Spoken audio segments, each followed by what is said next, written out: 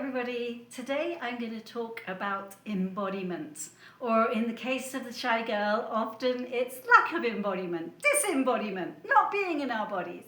And when I was younger and I truly wasn't in my body, I don't think I had any idea what people meant when they talked about being embodied or not being embodied.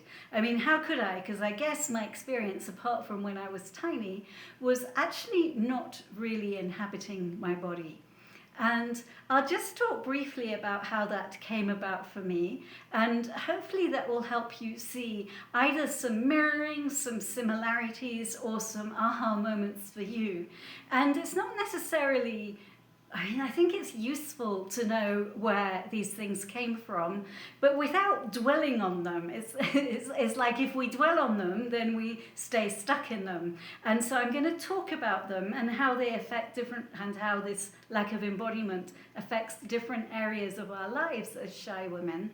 But I'm also going to give you a few things that you can start to do straight away to start to change this lack of embodiment and to start to establish a really beautiful connected relationship with your body.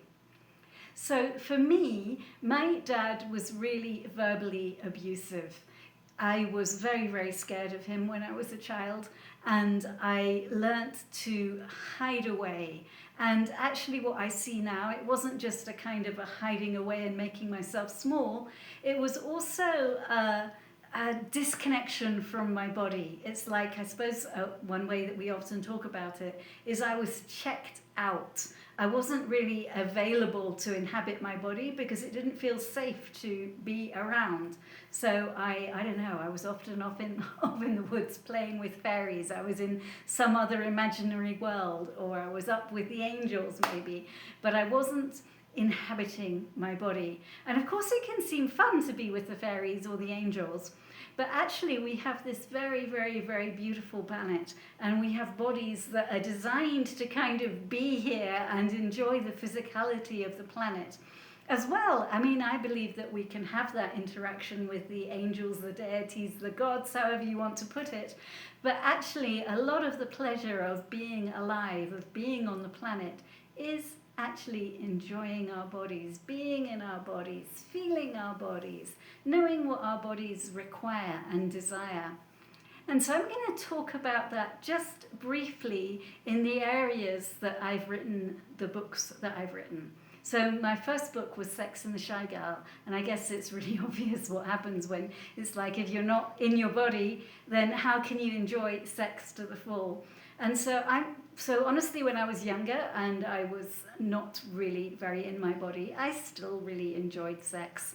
But the reality is that when you start to actually inhabit your body, to be in your body, you have a far greater sense of what your body actually likes sexually and sensually, and you're far more likely to attract an embodied partner who is able to sense also what your body desires and requires.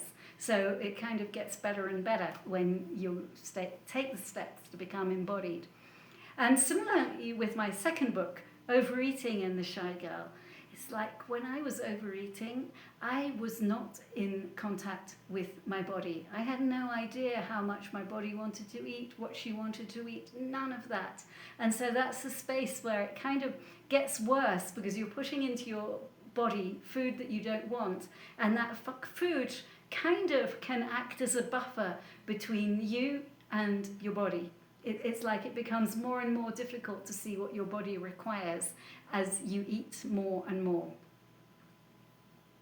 And then the third thing that I've written about, or I'm about to write about, how can I put it? I'm writing the book as we speak, is money.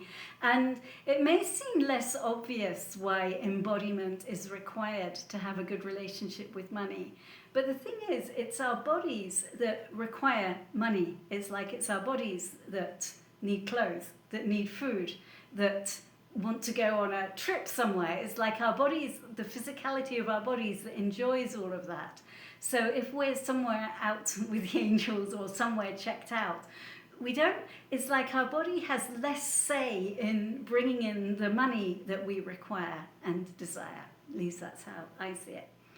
So that's just a sort of a snapshot of how this lack of embodiment can affect us.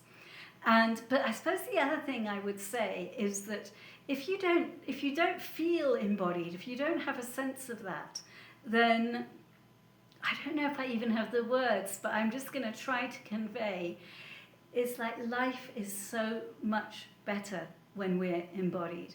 And this is nothing to do with having a stunningly beautiful body or anything like that. It's not to do with how our body looks. It's to do with how we feel in our bodies.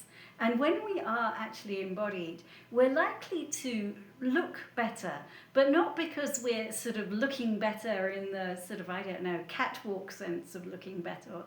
It's that we look better because we're actually there to kind of, it's like there's someone there behind our eyes to kind of shine out and to smile. It's like when we smile, we're way more present.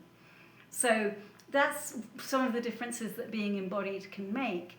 And I'm just going to give you a couple of really simple things that you can start to do right away to feel more embodied. So the first one is when you're able to be barefoot. Be barefoot.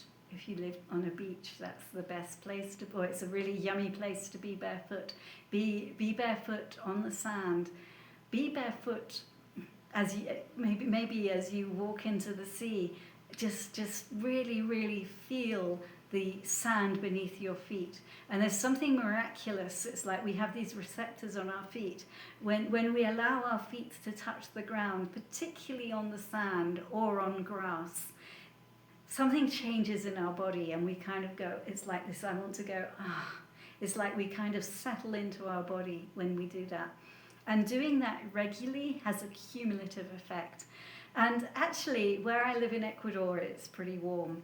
So I actually always barefoot in the house and in the sort of area around the house. And I'm lucky enough to have a swimming pool here. And I mean, I'm not great at walking barefoot when it's kind of jagged and difficult, but I've worked out that the sort of 2-minute path to the swimming pool, it's very easy for me to be barefoot. So I have a bit of barefoot walking as well. And all of that really contributes.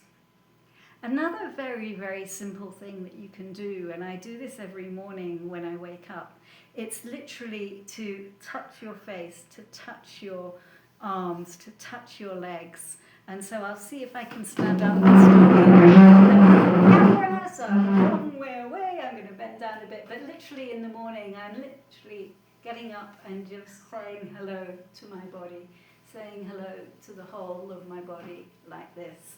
And so I've done that very quickly. I may do another video where I'm standing up so you can see more clearly, but I think you get the idea.